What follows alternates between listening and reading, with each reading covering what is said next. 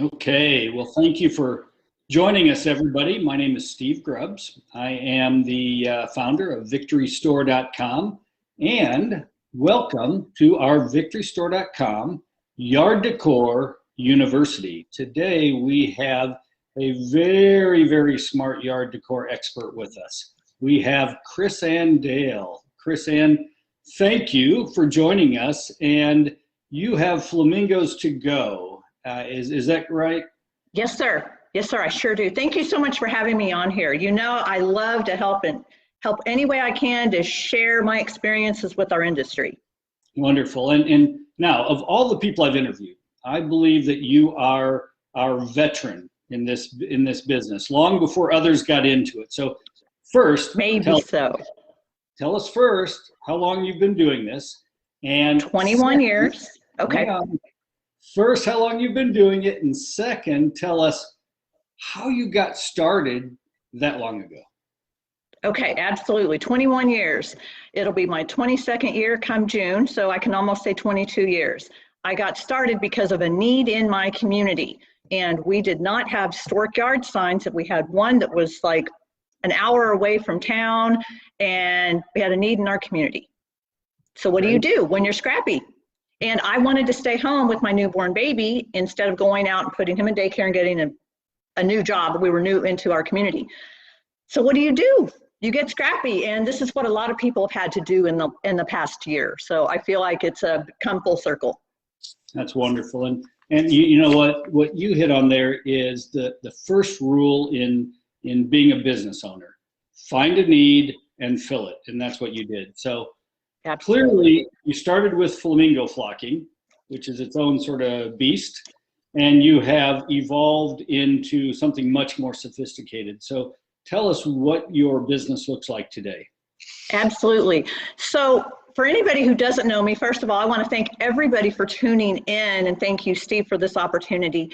And like I said, I've been doing this for 21 years, and I'm in Houston, Texas, y'all. And let me just tell you, I bet you there's some Houstonians here. And I was the one and only yard card, yard greeting, lawn letter, flamingo stork business in the Houston area for about a decade. Things have changed and things have evolved. And it is phenomenal what's happened to our industry and how we've been put into the spotlight. What I have done as well is I've become a mentor kind of by accident over the course of 21 years. And so I've now also founded the Yard Card Business Network. And what we do there is we guide and help and mentor and serve any serious entrepreneur who wants to build a stronger and more successful business. And how do they find the Yard Card Business Network? Sure, it's on our website, and I'll put this in the link if I can. It's yardcardbusinessnetwork.com. And somewhere in here, I'll also link to our Facebook page. Well, and you know what we'll do is when this is uploaded to YouTube, we will put that in the message. And so Dustin will make sure that happens. So Perfect. That anybody who's listening to this right now, post the event on their podcast or on YouTube, they can just go directly to the YouTube page and see it right there. So, and what are the resources that you provide in your business network? Sure. Well, you know, one of the first things that we've done is we do a lot of different master classes, which is the trendy term now for trainings and workshops. And we have different resources where we do different printables. We have guest experts that come in who this is their specialty in what they do. In fact, what we have coming up soon is a Facebook ads expert. And he specializes in local businesses, not just the general online businesses. And so this guy, he really knows what he's doing, and he's helped a number of us before. So we do that. We do virtual meetups. And you know what's happened is really we do a lot of camaraderie. We have a lot of community with us, and we help each other. We have accountability buddies that's kind of just happened naturally. And so we just did a roadmap business class, and that was great. We're mapping out Q2 because we all know just how busy things are getting ready to get. So we like to look at what's coming up in the industry and, you know, see what we need, and then we pivot as we need to. So let's talk about the spring, because, you know, the way we view it, spring has several big occasions that if you're a yard decor business, you need to prepare for. You have graduations, you have realtor home sales, you have Easter and spring, and then you have Mother's Day and Father's Day. Am I missing anything? I think you've hit it on the head. We also have teacher appreciation in there, Yeah. and that's more of a week. And this year, who knows how things are going to go. We didn't know what was going to happen last year either, but we're going to go with everything is phenomenal right now. And I like people, if I may, I just want to mention, you're doing a great job. And you just mentioned everything that should be on everybody's calendars right now.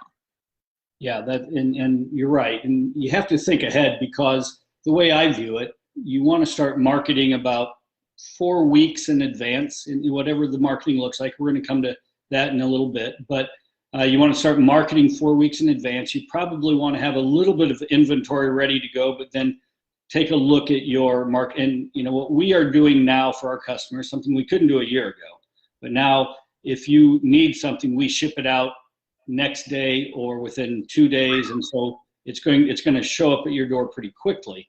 So talk to me a little bit. Have you ever done any realtor sales? Because it looks like realtors is one that started growing quite a bit last year.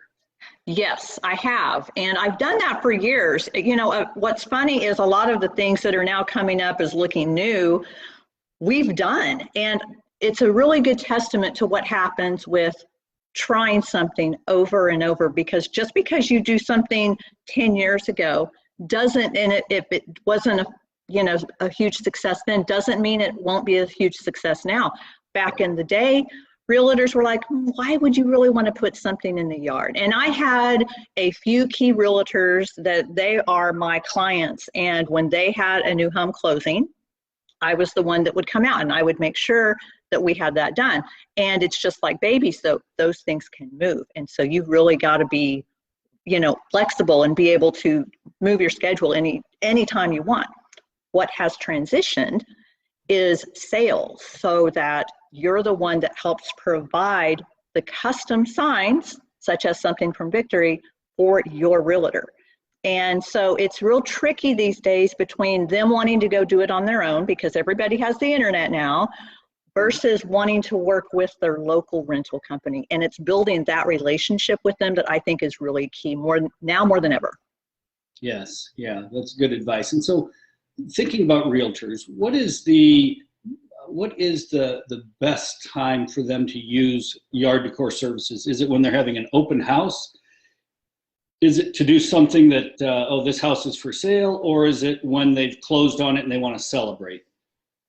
Yes, yes, and yes.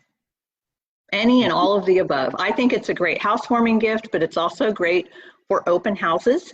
And the great thing is when you look at the inventory that's needed for, if you're doing letters, and the long letters are the huge trend right now, so I'm picking on those. When you spell out open house and welcome home, a lot of those letters are interchangeable.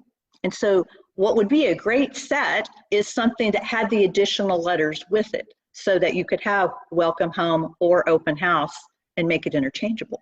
And you've got a lot of the same pieces that you can use for everything.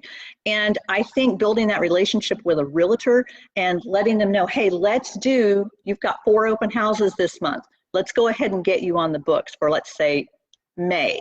You've got to look at that schedule and fill up your schedule ahead of time, instead of just keeping your fingers crossed and hoping that the phone rings. So let me ask about selling to realtors.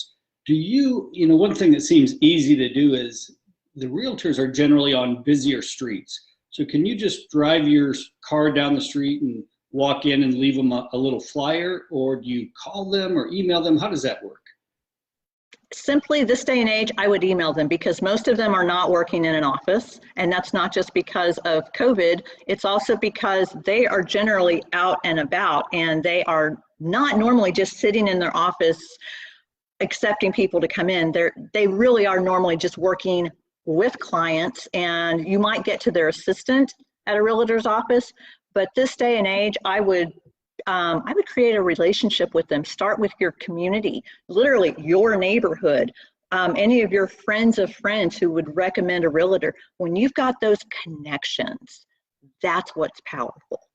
And you know, the great thing I love about real estate sales for yard decor companies is that it's recurring business. You know, ideally, a good realtor is going to sell 5 to 20 homes a year. And so they might use you 5 to 20 times a year. And so, you know, suddenly, instead of bringing in a customer that might use you 1 to 2 times a year, well, that's 5x, 10x, whatever the case might be. So your cost per acquisition, you can invest a little bit more time in landing a realtor as a customer than, say, somebody who's just going to do a birthday one time. Absolutely. And that's what's so vital about doing this and building up that relationship and getting them in on what I'll call a package deal, where you go in and say, okay, so we're going to do, you know, I'm going to pick a number here, but I'm going to say we're going to do 5 in the next 6 months, and give them options. Say, hey, you know what, we can have a plan that's for 5 or for 10. You can use it for open houses, or you can use it for new home buyers. Because for you, the open houses are way better because those are planned versus you know, like I said, when you have so many times home closing will slip. And so that one can be a little bit more of a challenge. But for the open houses, you do those all day long. If you can get a realtor and you want to offer a package for 5 or offer a package for 10, tell you what, they're going to go for the 10. Nowadays that they know what you're doing, if they know you're going to take care of them, they are going to be your best friend. Well, and on top of that, you look at how realtors are advertising these days. They'll buy a billboard. You know, some of them at least in my area, are on television, on cable.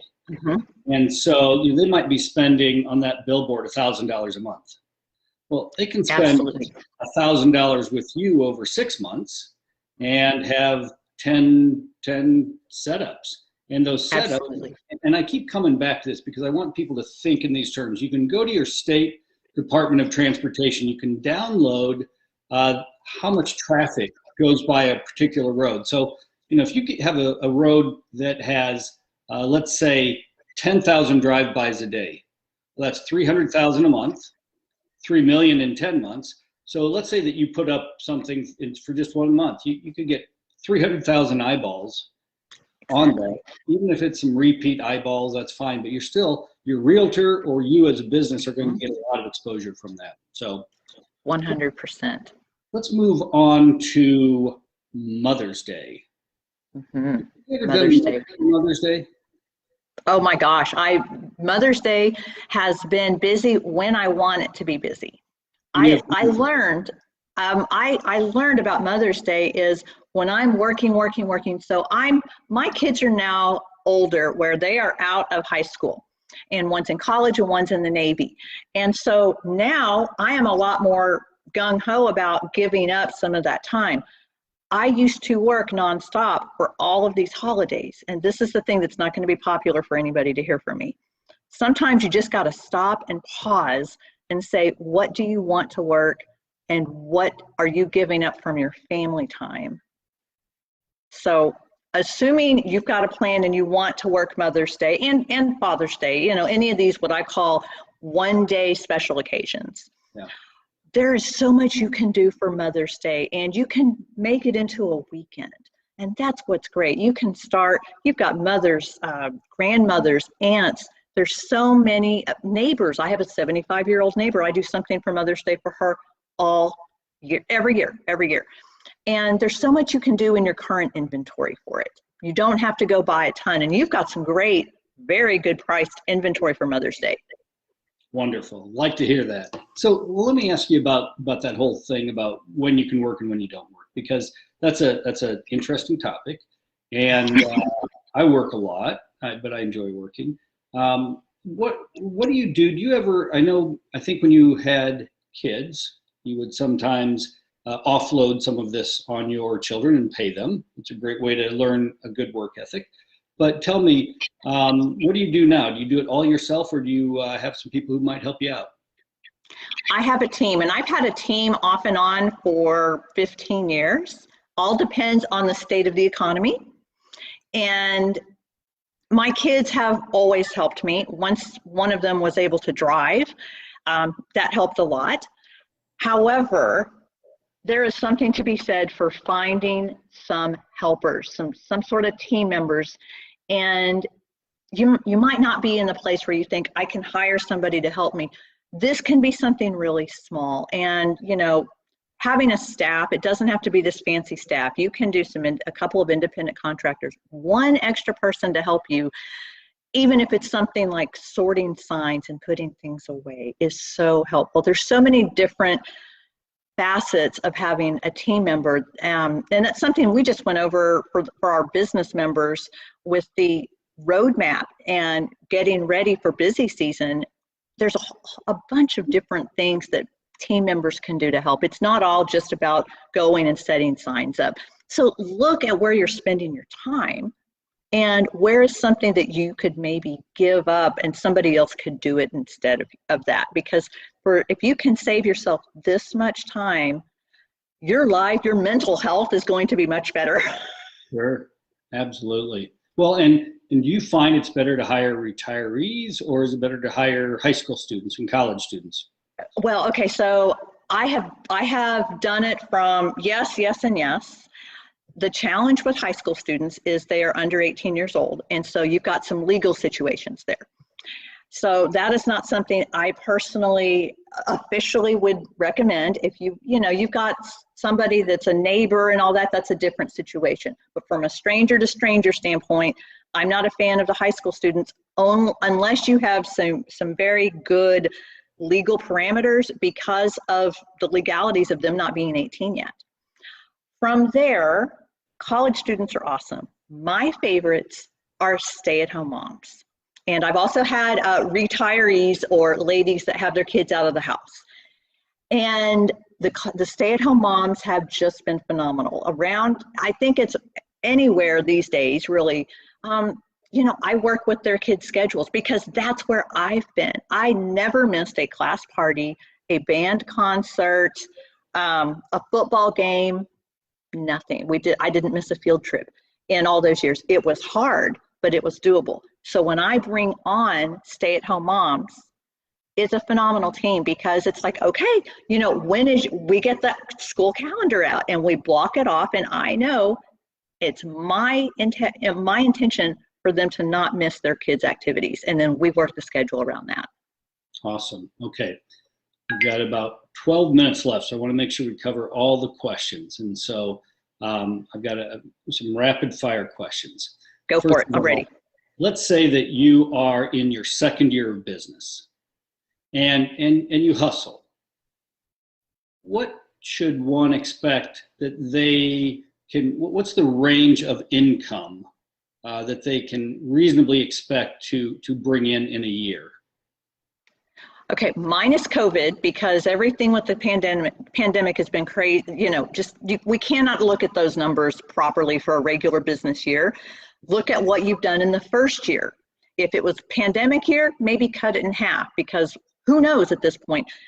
Don't buy a lot of extra inventory. Look at what you have in existing inventory and then add on to that.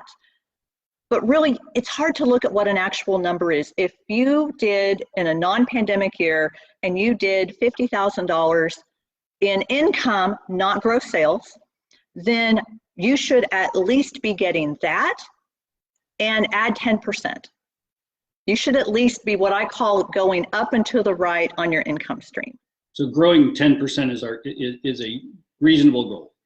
I think it's a conservative goal, but I don't want to sit here and say 50% and then somebody, think, well, I didn't make that. I only made 15%. I know that business is hard. Obviously, I've got 4 companies. I know business is always hard. A lot of times from the outside, it looks like parties and yachts and all of that, but the reality is business is hard. So some people that try this will wash out and not succeed. But let's think on the other end of that spectrum. What are the most successful people able to make? What is there to aspire to in this business? From a financial standpoint, or from being a successful business owner? Well, I think we know that being your own boss is awesome, or it can be. But financially, what can a successful business expect to gross and then net? Sure. Well, you've got your gross because nowadays people are buying so much inventory that they can eat up all of their income and put it right back into inventory. Before COVID, I knew several. This is before it was so busy with so many new companies now that were making six figures. However, they were the anomalies, not the norm. So it's a matter of, go ahead. But the point is that is what we want to. So for example, I never think when I start a business, I never say, I want to be in the middle. I want to be in the top 10%. So if we as a yard decor business reach the top 10%, six figures is not out of the question. It's not out of the question if that's what they choose. Yes, for some people, $500 a month is the goal. Right. And then they get lost in all of this craziness of, oh my gosh, somebody's making six figures. I'm like, if you want to work 5 hours a week and make $1,000 a month, that is the best goal possible. And that transitions to my next question, because this can be a gig economy job, sort of like you can drive Uber, you can maybe take a job online transcribing things, or you can deliver happiness to yards. Exactly. And so as a side job, somebody can make $1,000 a month net income and pay some bills and keep their kids in great clothes. Absolutely, they can send them to college. Send them to college, exactly. So that is the range for people to think about. It depends on what you want to do. I've talked to some people who this is their full-time job. They had another job and they've quit and they've just gone full-time. Exactly, absolutely. And the fact that there's so many competitors for many people nowadays, the one thing I look at is how to create the camaraderie with that instead of everybody trying to, undercut the other one. No. We need to stop undercutting prices. That's the one thing I would also like to mention. Please don't cut your prices. So let's talk about that. And obviously we don't want to be sued by the government for price fixing. So we're not going to suggest everybody do the same price. But what we would talk about is, what is it that you think, what do you charge? What is your pricing structure? And what do you think others can get? Sure. My average ticket price is $100. And I say $100 plus tax, because you never want a customer to think tax is included if it's not included. So mine is $100. However, I am in a very strong economic community. We have NASA. We have, it's a very strong economy here. However, in the industry, when I have polled a bunch of different people, and I would love to do that again if you would be willing to help me with this for some industry trends, the average has been about $70 to $75. And a lot of that really is going to depend on how far out somebody's willing to go. My concern is people are working for pennies, because if you're driving 2 hours and you're charging $70 and it's 2 hours, for 2 round trips, it probably isn't the best way to structure your pricing. And that is a lesson I had to learn early in business. There's a book called Rich Dad, Poor Dad. Yes. And really the point is, it doesn't matter whether you grew up wealthy or poor. What really matters is, when you're in business, can you get out of thinking like you're poor and think like those people who are wealthy and that will pay you what they can pay you. And the part of town I grew up in, very blue collar. My dad was a school teacher.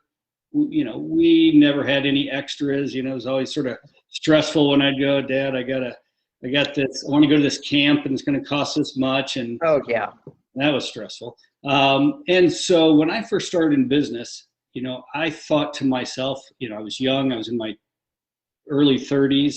I thought, well, I couldn't afford to pay that. So I would charge what I thought I could afford to pay instead of charging what upper middle income would pay and more successful people. And, if you go to our site, that we keep our prices very, very reasonable. But we also have products that are, when we first set the price for a starter kit at $1,700, there's a lot to it. But I thought to myself, oh my goodness, will anybody ever pay $1,700 for a starter kit? But people do all the time because they want enough inventory to make money. So to your point, think like somebody that's going to pay you what you're worth. And people are worth more than they think frequently. Exactly. And something that's important to do on that is to decide who your ideal customer avatar is, your target audience. Do not just cast a wide net, because not everybody is going to appreciate your service, nor are they going to be a customer. So look at the people who are a magnet, that they love what you do. Look at the people who have disposable income, and that all depends on your community. So for what's $100 for me might be $70 for somebody else, but they're not driving 15 minutes just to go 3 miles. So a lot of that does depend on the time, and that's something that we go into with the business network, is we do go into, you know, how to structure some of this, because we are always pivoting and changing, and your business is going to be stagnant if you're not doing that. Absolutely, great advice. So last topic I want to touch on, what are your 2 top suggestions, tactics, recommendations for marketing, growing the business, gaining new customers? Okay, absolutely. So for marketing, there is not just one thing. That is probably my biggest thing, is don't just decide you're only going to do one thing in marketing, but start with freebies. If you don't have business right now, if you don't have as much business as you want, go out and do freebies, but do them strategically.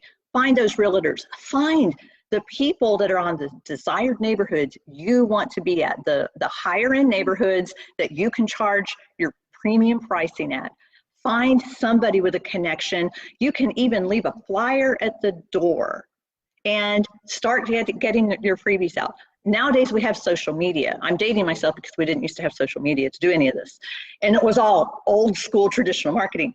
But now we have social media. So get in your neighborhood Facebook groups. Work with your local community. Now, if you have an existing business, you have existing customers, love on them. Give them more TLC than you can give anybody else, because they invested in your business, and you need to turn around and invest and love on them. If you want to do a freebie, you talk to them and say, hey, I appreciate you so much. Who can I go help surprise for you? Do a contest with them, give them discounts, set up a loyalty program, just communicate with them. And it's all about your know, like, and trust. And the more you build up that trust, you are going to get loyal and raving customers that will come to you time and time again. And that is where your bread and butter is. Okay, final question. If you could go back in time, hop in your DeLorean time machine, and head back to visit with Chris Ann, was it 21 years ago? Yes. Okay. You're visiting with Chris Ann 21 years ago. Hey, I'm from the future. What advice would you give to your younger self? Well, first of all, I was 9 months pregnant, so I would tell myself to nap while I could, but I digress on that. I would tell myself to make a budget. And I know that sounds crazy and it's not sexy, but when we don't have a clear path as to where we're going, we're never going to get there. And it's so easy. I would think I was making a lot of money. Well, then I was buying stuff. And then at the end of the day, what was my take-home income? And I'm like, wait a minute, if I just made $10,000, why don't I have $10,000 in my checking account? It doesn't work like that. So I would have told myself to become more financially educated and wiser with my money, and to create a budget, and to not get drawn into, hey, what if I just tried this and that and the other? I would keep focused and keep my eye on the prize. All right, so now you've led to one more question on that exact issue. Is there a percentage? So for example, in our company, like in Victory Store, I have a target that 5% of total revenue will go back into marketing and advertising. So, if we bring in $10,000, I put $500 into marketing. And then, obviously we have our cost of goods, and we know that's going to run around 40%. And I got labor, and we have a target that we try to stick to for each of those. For your business, do you have a target for how much you would put into marketing or how much you would put into purchasing additional assets? Well, I flip it and I start with, what do I want my take-home income to be? And then I go from there. So I'm doing it opposite, because ultimately my goal is, what can I have? Because if I'm going to spend my time doing this, I don't want to work for pennies and I don't want to work for free anymore. And I've been there and done that, and I could write a couple of books on it. So I'm looking for at least a 50% profit margin for myself. And then I divvy it up from there. Inventory is lowest on my list in a general month. Now that we're coming into graduation season, it's going to go higher up into new inventory. However, and also in marketing. So really for me, it's more seasonal. With marketing, I think everybody needs to be putting a budget into marketing, and I would say about 25% into marketing. And the smallest, in a 12-month period, I would really say the smallest amount, gasp, should be inventory once you have it built up, because you don't need to be buying $10,000 of inventory every year. Right, exactly. Good. So I like that. So roughly, if you sell a setup for $100, you put $50 into your pocket, and you put the other money towards, labor or assets or marketing or whatever the case might be. So good. Absolutely. And really, and truth be told, I really think that our numbers are more about 66%, because we really can run our businesses lean. Once we're established and once we're doing marketing where we don't have to just throw money out there, and that's about being strategic. That's awesome. So if you can do $100,000 a year in sales, walk away with $67,000, and exactly. That's not too bad for being your own boss. That's not too bad. And I do take off for vacations nowadays. So we can have a whole other subject on that. But yeah, there's times, y'all, you just need to close the doors for a couple of days and take a breather. I love that. Chris-Ann, thank you for joining us today on the Victory Store Yard Decor University. You are wonderful. Tell us one more time the website address for the business group. Yes, sir. It's yardcardbusinessnetwork.com. And we're actually about to have our Facebook ads workshop for our new members. So if y'all want to go over and subscribe to our email list, we will get that information out to you. And let us know that you are coming directly from Victory Store, and we might have a surprise goodie for you. We love that. Thank you, Chris-Ann. Absolutely. It's my pleasure. We will see you in the ether. Yes, sir. I will see y'all soon. Thank you very much again, Steve, and thanks for all you do for our industry. I appreciate it, and we appreciate all of our customers, and especially customers like you. So absolutely. Thanks again. Take care. Bye-bye.